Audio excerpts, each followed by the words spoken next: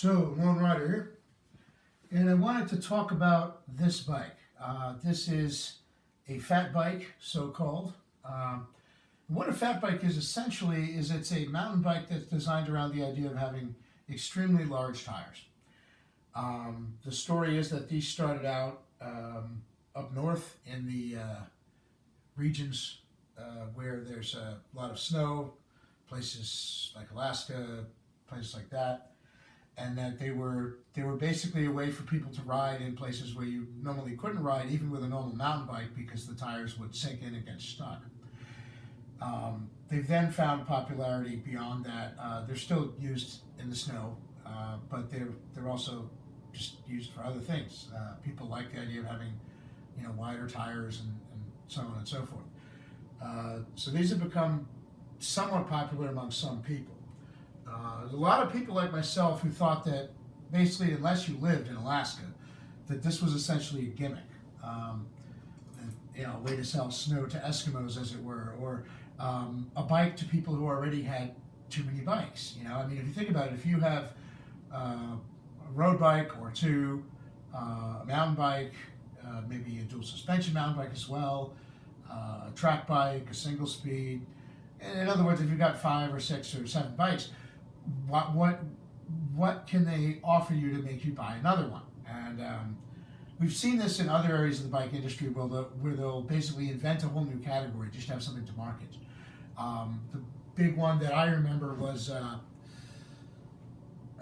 what was it called? The gravel road bike, or the any road bike, where basically they took a road bike and they crossed it with a cyclocross bike, and so you had a whole series of those, and the whole new wheel size thing, 29ers and then 650B. Some of these do have their advantages, but you had to wonder how much of it was just an attempt to try and gin up sales. If you've got a population of established cyclists who already have lots of bikes, how do you continue selling new things to them? Well, you invent new categories of bike. And I guess these might be considered that this falls into that new wheel size category. These are 26-inch wheels, but the tires are 4 inches wide. However, it's not just the tires that are different. The entire bike is different because it has to accommodate these tires. And in particular, it has to accommodate their width. So the hubs are wider, the bottom bracket's wider, the bottom bracket spindle is therefore wider, the fork is wider, the rear dropouts are wider, etc. And the geometry has to change a little bit. Now these bikes, like I said, I used to think they were a gimmick, and I never really saw myself as owning one.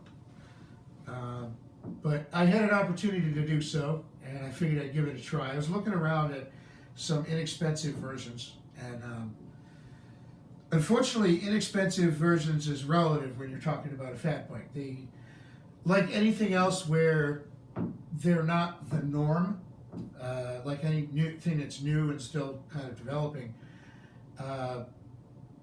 they're not going to sell as many of them, so they're going to cost more. You sell a whole bunch of regular mountain bikes, and the tooling to make the parts for them and everything is well established. Something like this is still fairly new by comparison. I mean, they've been around for some years, but compared to regular mountain bikes, still fairly new. And so, there's just, you have to have a special bottom bracket made. You have to have a special hubs for this, etc. So it's not as easy to do, and so even an affordable one like this isn't going to be cheap. You could get a regular basic mountain bike for a lot cheaper than you can get one of these. But this is a fairly inexpensive entry-level version. And what this is the Raleigh Bicycles Pardner. It's a entry-level fat bike with a steel frame, 26 by 4 inch wheels, and a full complement of gears. So you've got 9 speed in the back, you've got a triple in the front, including a granny gear, which helps to move the weight of this thing, because unfortunately one of the problems with fat bikes is that they are not light. You can, well, correction, you can get light ones, but you have to pay through the nose for higher tech materials. You can have a steel mountain bike frame that's very light. With these, even if the frame is lightweight, you have the rotating weight of the wheels. You have all the other parts which have to be bigger. So these generally weigh more than a traditional mountain bike, unless you buy something really, really high end, or you do a whole boatload of upgrades.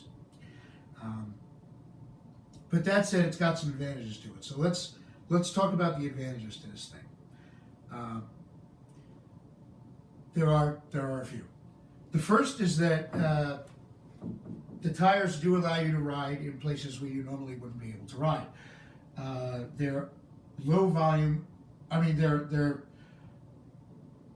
high volume and low pressure. Normally, tires are one of two things. They either have a lot of air in them at a fairly low pressure, or they have little air in them in terms of volume, but the air that is in there is under extremely high pressure.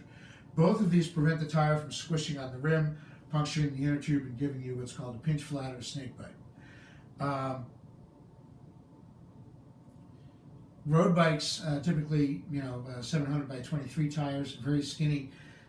Those go up to very high pressures, anywhere from 100 to 120 pounds per square inch. The tire pressure in these is a lot less, and that accomplishes two things. One, it gives you a wider tire, but it also gives you shocking effect. This is essentially a rigid bike with non-mechanical shocks on both wheels. Why? Well, the cushioning air in the tire, the high volume, low pressure air in the tire, does take the edge off, and the bike will go over things a little less harshly than most rigid frames. And then there's the fact that, of course, because it is wider, the tires, they do allow you to roll over things without the risk of the bike getting stuck as much. So not only are they less likely to bog down in snow or sand or mud, but they're less likely to go into a rut or a hole. So there's some advantages to this. The penalty, of course, is the weight penalty. You have an entry level one's going to be heavier by far than a regular rigid mountain bike frame. But what you get for the advantage is, the ability to ride where you maybe couldn't ride a normal bike in terms of, sinking into a soft surface. The ability to ride where you might not be comfortable riding a normal bike in terms of if there are holes or ruts that you're afraid of catching a tire in. And the effect essentially of a non-mechanical suspension. It allows guys like me, who, to be honest, aren't as young or light as we used to be when we started riding, and who started riding rigid bikes, but nowadays don't usually use them for hardcore off-roading, to actually ride a rigid frame off-road again. It just takes a little bit of the edge off. I have a couple fully rigid bikes still, too, that I can think of off the top of my head. Most of my bikes are hardtails, but they have shocks on the front. We have one dual suspension bike. But what this allows you to do is it allows you to ride a completely rigid frame and have the effect of some suspension from the tires. And that's kind of cool. My blue Cannondale, vintage Cannondale, is fully rigid. And yes, I do sometimes ride that off-road because it has a little bit wider tires than, most older bikes. But the tires are only like 2 1/4 inches wide. You can't really fit anything wider than that on there. So yeah, you get some bump absorption from having wider tires on that, but not nearly as much as this. That's still a jarring ride on anything except like dirt roads, smooth, hard-packed single track. And obviously it's a great around town bike, but if I were to take that, to like Lewis Morris or something, it would beat the hell out of me. This, not so much. I have actually taken this to Lewis Morris and it rides there fine. Another place it rides fine is the power lines by the river. There's a bit of an overgrown dirt road that goes back there. That's the closest place I can ride to from my house and actually ride off-road because of the local ban on mountain biking here in Union County at all the proper trails. I go to that side of the river, I'm in another county, and so there's no grief, but the thing is, what there is a dirt road to ride on that's very heavily rutted from ATVs and utility trucks that go back there to work on the power lines. Now, in the spring and fall and winter, it's not so bad because a lot of the undergrowth has died back and you can actually see where the ruts are. So as long as they're not filled with water, or even worse, filled with frozen ice and water underneath, you're fine. You can just go around them, go between them. There's usually going to be a spot where, there'll be a rut here and a rut here, but you can go in the middle. Or there'll be two ruts here and one here, but you can go, you can pick your way through them on a regular mountain bike. It's no big deal. In the summer, when they start to get really overgrown, it's very hard to see where the ruts are. And what I found is a couple of times after I got this, that I went back there, I took this, and it was a game changer because I didn't have to stop and shoulder my bike and walk around areas where I knew there were ruts and I couldn't see them and was worried about falling, worried about, maybe breaking a collarbone or something. I could ride over it like I was on one of those Star Wars speeders or a hovercraft. And the reason is because these tires were wide enough that even if I hit the ruts, it wasn't going to catch in there and pitch me off the bike. It gave me an extra margin of safety in that sense. And I just thought that was awesome. Now, this particular bike, like I said, it's an entry level fat bike. So what that means is you're getting a basic frame and basic part spec. No, basic isn't so bad in some ways. Trickle down technology has meant that even entry level bikes get things like integrated headsets, usually a minimum of 9-speed on the rear gears, etc. And you get a nice sturdy 4-bolt crank with a full complement of gears in the front. You also get these metal pedals, which are nice. The bearings aren't perfect, but they're a nice trade from the typical plastic pedals that you get on a bike these days that most of us throw away and install our own because, well, they're uncomfortable and they break.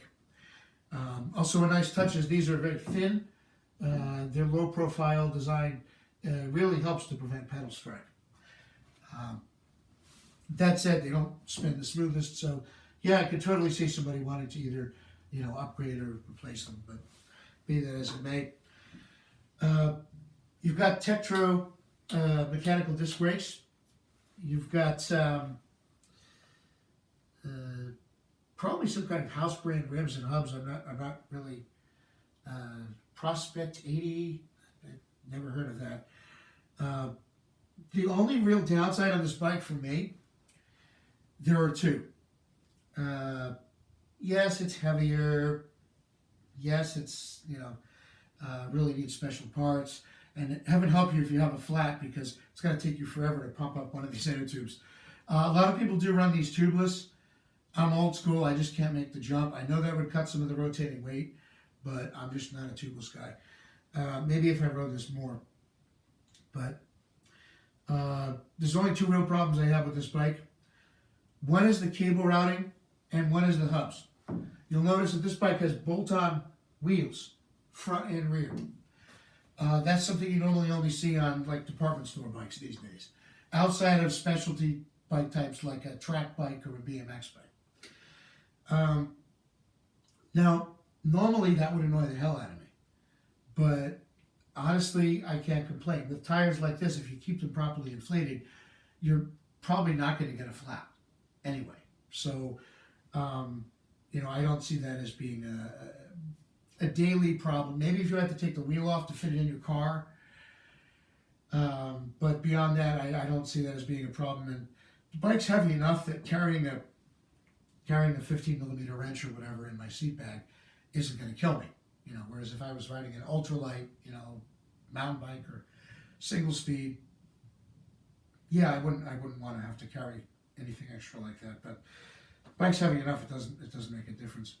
The other thing is, like I said, the cable routing. This has some of the cables routed on the down tube, and I don't understand that. Down tube cable routing is something that they stopped using on mountain bikes around the time woolly mammoths roamed the earth. I mean, seriously, this is old school of the old school technology. The reason that on mountain bikes the cable routing tends to be underneath the top tube or along the sides or sometimes on top of the top tube is that the down tube is what's going to get splashed with dirt and grime and all sorts of things. Now, to be fair, some of these cable housings are full housings. So, some of the cables, there's just cable stops and then the cable is bare. A couple of them, there's full cable housings. And I have to, give them credit for that at least. But why put them here at all? The only explanation I could think of is that on a larger frame, if you were going to try and shoulder the bike to carry it, and you had the cables under here, that would get in the way, and you might, have the cable stops actually pressing into your shoulder, creating a hot spot. That might make sense on a larger frame, but this frame is so small that, I'm not sure Tiny Tim could get his shoulder in there. I certainly can. So, when I carry this, if I'm going to put this on my shoulder, and it's quite heavy to do so, I'm going to put the seat, like this, because I can't really get my shoulder in that front triangle of the frame, at least not comfortably. That said, a bike like this, you're usually not going to have to carry it. The whole point is that it will pretty much roll over anything. Now, how does it ride? Like all fat bikes, this seems to have the tendency to actually turn. It feels like you're riding through your turn, or you're turning through your tire as you're turning. Because the tire is so wide, the contact patch is wider as well, which is the whole point. But the downside is that you can feel it pulling as you're turning across the width of the tire. It's a weird sensation at first. It's one of the reasons I think why these come with wider bars. I know shorter stems and wider bars have been a geometry shift trend in recent years. When I started riding, we all had narrow bars and long stems, but that was in the 1990s. That's been shifting for a while, but this still came with very wide bars, and I actually did cut mine down before I put these anodized bar ends on there, but I only cut them down like a very little bit. And the reason is I wanted to, there's two reasons. One, you can't replace material after you cut it off. And two, I wanted to leave them wider so that I had the leverage to turn through that tire while it was pulling, especially on a resistive surface like a bumpy trail, or if you're in snow or something. Second thing is the geometry is a little different. I don't really know how to describe it, but it's it doesn't ride exactly like a normal mountain bike, but so it's not. It's its own category of mountain bike, so that's not a problem for me. I've ridden this in a variety of conditions. I've ridden it in snow. I've ridden it just on the street, just for the hell of it. It looks really weird. It's not very practical and that sort of thing. I've ridden it on the dirt roads by the power lines, where, like I said, it enabled me to float over the ruts. It's also been ridden off-road in places like Lewis Morris, where I spent a whole morning on it. I got there, I think it was like 8 o'clock, and I didn't leave until it was like after 1. And I did quite a lot of riding on this, on single track, on double track, actual mountain bike trails, and it worked great. One of the things that I was surprised to find is that despite how heavy this is, once you're riding it and you get it moving, you do not feel that weight. It handles like a well-balanced bike. Another thing I found, which was interesting, is that you can actually bunny hop the bike, even with platform pedals. I know these days a lot of people cheat. They use clipless and they just pull up with their feet. But I do it old school. I tend to run platform pedals when I ride off-road. And the funny thing is, you can bunny hop this bike with platform pedals, despite how heavy it is. Not high. I mean, I'm not going to get like 2 feet off the ground, but high enough to go over, a small log that might be in the trail or something. And or a down tree branch or whatever. And I think that's kind of cool because it shows you that they really put some thought into designing the geometry of the bike. Even if it is equipped with entry-level parts and the fit and finish isn't quite perfect. So that's that. Now, I don't know if you can still get one of these because Raleigh is, well, depending on who you talk to, it might be on the way out. I know they definitely don't have the selection they used to have as far as, you talk to bike shops that used to stock Raleigh, and a lot of them are moving to other brands. And there's a tendency of them to start canceling models here and there. So I don't know if you can still find this particular bike, but certainly it also is indicative, I think, of what a typical entry-level fat bike may be like. And yes, for a few $100s more, you could get something made out of aluminum.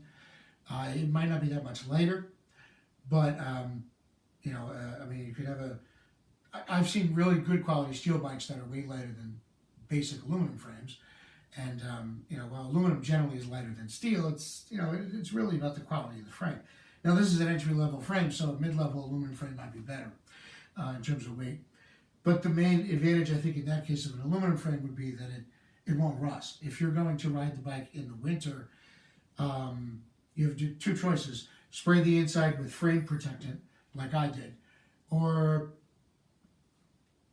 get an aluminum frame, or titanium, or carbon, or something else. I happen to like steel, and I just thought, hey, this was pretty cool. So I chose this, and also, frankly, there's the budget aspect. I mean, this was a lot cheaper. At least I think like $100 cheaper than the nearest aluminum model by any comparable manufacturer. If you want to try something different, if you live in a place where it snows a lot, or if you just you want to ride a rigid bike for the mechanical simplicity, but you want the effect of some suspension, it's something to consider. A bike like this. Like I said, the only real downsides I can see to this particular model are the bolt-on axles, which were probably done as a cost-saving measure, and the cable routing, which I don't understand, but it is what it is. What I would suggest is if you buy a bike like this and it does have wheels that you're not particularly fond of, whether they're bolt-on axles or whether they're just heavier rims, is ride them for a while until you beat the hell out of them, and then in the meantime you can be saving up for new rims, because they aren't going to be cheap. They're certainly going to be more expensive than regular wheels for a conventional mountain bike. But this definitely has some advantages to it, and it's definitely one of those bikes that it puts a smile on your face when you're riding it. I have to say, whenever I'm riding this thing, I don't know, I really enjoy it. It's just kind of funky, and it definitely is one of those bike designs that when you first hear of them and you first see them, you say to yourself, what is the point of that? I mean, there's like, who would use it for anything? But like I said, there are some advantages.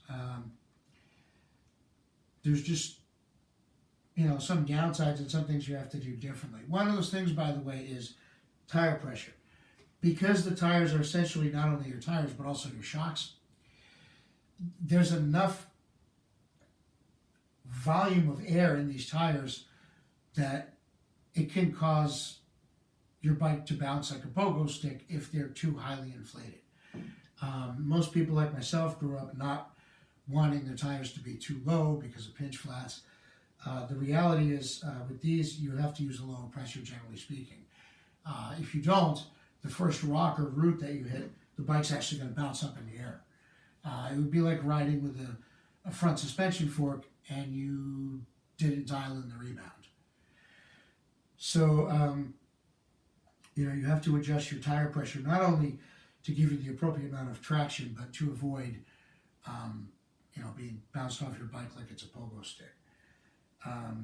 That said, that's fairly easy. You just let some air out. Nothing wrong with that. So that's the Raleigh Pardner. This is one of those bikes where, like I said, you first look at something like this and you're like, well, what's the point? Who's ever going to use that? Actually, it is pretty cool, and I do have a use for it. Is it something that's ever going to replace my normal mountain bikes? Probably not. And I definitely enjoy those as well.